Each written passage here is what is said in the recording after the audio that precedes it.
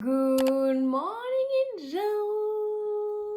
Contente de te retrouver aujourd'hui dans cette nouvelle vidéo pour un nouveau dimanche matin passé ensemble. Aujourd'hui, je te retrouve pour une vidéo sur ce que j'ai fait, ce que je fais encore aujourd'hui pour évoluer et grandir positivement. Vidéo très différente de ce que je peux te proposer d'habitude. Je pars du principe dans la vie qu'on a à apprendre de tous. On a à apprendre des gens plus jeunes, des gens de notre âge, des gens plus vieux. J'approche à grands pas même maintenant de la trentaine et forcément j'ai plus du tout le même état d'esprit qu'à 18 ou 20 ans. Et il y a des choses comme beaucoup que j'aurais aimé savoir plus tôt. Ça m'aurait fait gagner du temps, ça m'aurait fait gagner de l'énergie. Bref, je te partage tout ça aujourd'hui. L'une des premières choses, peut-être l'une des plus importantes choses qui m'a fait grandir et évoluer, qui au début n'était pas un choix, qui l'est devenu par la suite, ça a été le fait d'apprendre à faire les choses seule. À partir du moment où j'ai eu l'âge d'avoir des petits copains, j'ai eu très peu de longues périodes de célibat. J'ai toujours appris à évoluer et à penser à deux. Et jusqu'à ces dernières années, je ne me suis pas construite en tant qu'individu à part entière. J'ai eu plusieurs relations, des relations longues qui ont duré plusieurs années. L'une d'entre elles qui a notamment duré 5 ans. Et lorsque je me suis retrouvée célibataire, ça a été au début une peur, une angoisse, parce que je ne savais pas ce que c'était de me retrouver seule avec moi-même. Et ça a été l'une des choses les plus bénéfiques qu'il a pu m'arriver. Alors je ne vous dis pas de tout plaquer et de vous retrouver célibataire, pas du tout. Mais juste d'apprendre à faire certaines choses seule et à vous détacher des personnes qui peuvent vous entourer. Lorsque j'ai appris vraiment à faire les choses seule, j'ai gagné en confiance en moi. J'ai compris que j'étais capable de faire les choses seule. J'ai gagné en indépendance, en autonomie. J'ai fait plein de choses dont je ne me serais pas sentie capable il y a encore quelques années en arrière. Des choses toutes bêtes comme faire des activités culturelles toute seule, aller au restaurant toute seule. J'ai appris à m'aimer, à aimer ma propre compagnie et j'ai appris qu'il fallait s'aimer soi-même pour pouvoir aimer les autres. Et ouais, ça a été clairement l'une des meilleures leçons que j'ai pu apprendre malgré moi parce que j'ai pas forcément souhaité au début être célibataire. Et puis finalement, ça a été un choix ensuite de le rester pour justement me laisser le temps de me construire et d'apprendre à vivre avec moi-même. L'une des choses que j'ai pu faire qui m'a le plus fait évoluer, qui m'a ouvert au monde, c'est le fait de partir vivre pendant plusieurs mois seule à l'autre bout du monde. Et ça a été l'une des meilleures décisions que j'ai pu prendre de ma vie. Depuis, je me réserve toujours des challenges comme ça, à faire solo pour me prouver à moi-même que je suis capable de le faire.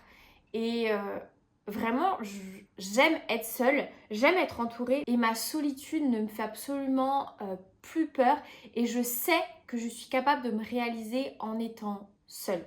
Cette vidéo sera sûrement très brouillon parce que je l'ai très rapidement préparée. J'avais envie que ce soit une discussion, comme si je parlais à une amie. La deuxième chose que j'ai fait et que je fais encore d'ailleurs au quotidien, c'est de pratiquer une activité physique. Ça peut être de la marche, ça peut être de la danse, ça peut être de la natation, ça peut être du renforcement musculaire, ça peut être de la course, peu importe tant que je bouge. Le sport, c'est rentré dans ma vie il y a 6 ans maintenant. Je pense que ça ne sortira jamais, honnêtement, de ma vie. Ça m'a fait gagner en confiance en moi. Vous n'imaginez même pas à quel point. Le sport, ça m'a fait gagner en confiance en moi, en estime de moi.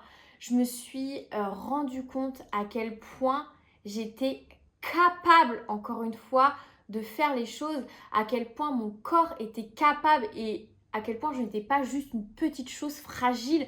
Parce que voilà, vous ne me connaissez pas forcément dans la vraie vie. Moi, je suis toute petite, genre je fais 1m55, 1m56. Voilà, j'ai vraiment un petit corps quand on me voit dans la rue, on me dit « Ah, elle est trop mignonne !» Mais non, je suis capable de repousser mes limites, d'aller loin, de repousser les limites de mon corps. Et vraiment, c'est une fierté. Je le vois vraiment comme une fierté aujourd'hui de me dire « Ouais, je suis capable de faire ça. J'ai pas peur. » Et le sport, au-delà voilà, de pousser les limites physiques, ça nous pousse également à nous dépasser psychologiquement. Et pour moi, le sport, ça a changé la façon dont je peux me voir physiquement, mais aussi psychologiquement. Avec le temps, j'ai appris à me couper des relations qui pouvaient être plus ou moins toxiques. Pourquoi je dis plus ou moins? Parce que y a des relations dont je me suis totalement coupée, des gens que j'ai arrêté de fréquenter. Ça ne sert à rien de se faire du mal volontairement. Mais il y a aussi des relations dont je me coupe ponctuellement. Comment vous expliquer ça? J'ai des gens dans mon entourage que j'aime de tout mon cœur, qui sont très proches de moi, mais des personnes qui sont négatives.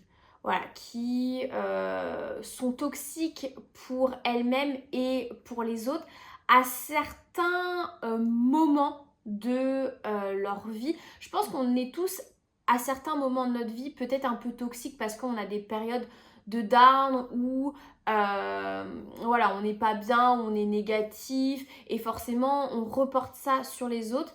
Moi, c'est vrai que quand je suis dans les moments de down, j'ai tendance à m'isoler de moi-même.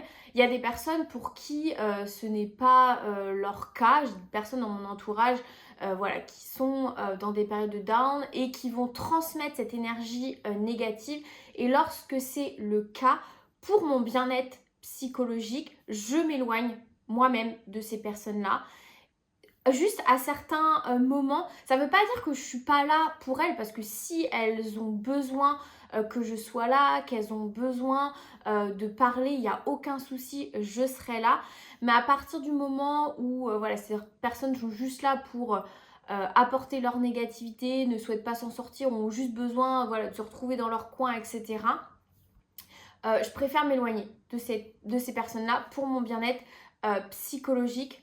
J'espère que j'ai été claire, j'ai pas envie que ce soit mal interprété. J'ai toujours peur voilà, que ce soit mal interprété quand je parle de ce genre de choses.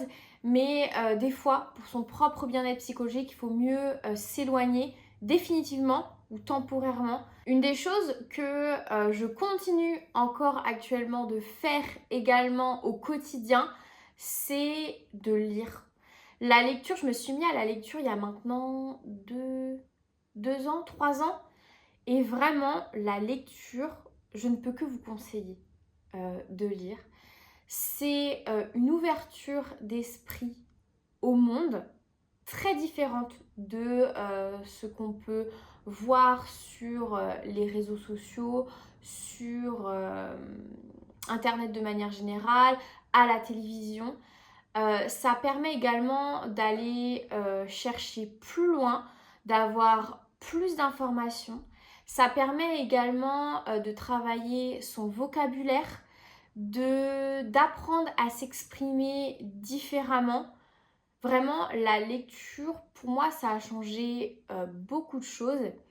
Et de manière générale, juste se cultiver, donc ça peut être à travers la lecture, à travers les musées, à travers les documentaires. C'est vrai que j'étais quelqu'un, honnêtement, quand j'étais plus jeune, c'est peut-être pas quelque chose qui m'intéressait énormément. Aujourd'hui, je trouve qu'il n'y a rien de plus chiant qu'une personne bête. Alors, je ne dis pas que je suis la personne la plus intelligente de cette terre, loin de là, mais une personne qui ne s'intéresse à rien, qui ne se cultive pas, franchement, flemme quoi, flemme. Aujourd'hui, on a une chance, c'est Internet. On a tous cette possibilité de se cultiver gratuitement.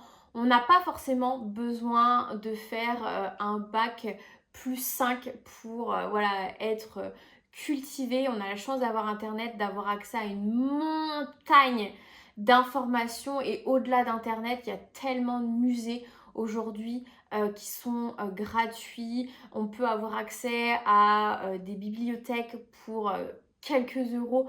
Enfin, aujourd'hui, une personne qui n'est pas cultivée n'a pas d'excuses.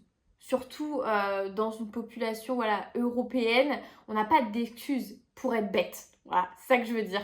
Une autre chose qui n'est pas toujours facile à appliquer, moi-même j'ai du mal parfois, c'est de sortir, de me pousser à sortir de ma zone de confort et de vaincre ma peur. C'est difficile parce que le cerveau n'est pas normalement constitué pour sortir de sa zone de confort, pour vaincre ses peurs. Et je dis pas que c'est tous les jours facile, mais je me suis rendu compte avec les années que lorsque je suis sortie de ma zone de confort, lorsque j'ai vaincu mes peurs, c'est là où j'ai fait un bond en avant et que j'ai évolué, même des fois en l'espace de quelques heures ou quelques jours. Donc je me force et je me pousse à sortir de ma zone de confort. Et lorsque j'ai cette petite voix dans ma tête qui a peur, je me dis one life, on n'a qu'une vie, fais-le. En fait, moi j'ai une peur dans ma vie, c'est d'avoir des regrets. Dans tous les cas, des regrets, je pense qu'on en aura tous. Mais j'essaye en tout cas au quotidien d'en avoir le moins possible. Et je me dis, vas-y, one life, on n'a qu'une vie et je fonce. Mais ça, attention, je dis pas que c'est facile. C'est quelque chose vraiment qui se cultive au quotidien avec les années. Ça vient pas comme ça et même des fois c'est difficile de sortir de sa zone de confort, même après des années de pratique. Il faut vraiment avoir ce step au-dessus du cerveau et entre guillemets des fois pas trop ça, même si je pars du principe que c'est important de s'écouter, des fois il faut savoir éteindre la petite voix dans la tête et pas toujours s'écouter.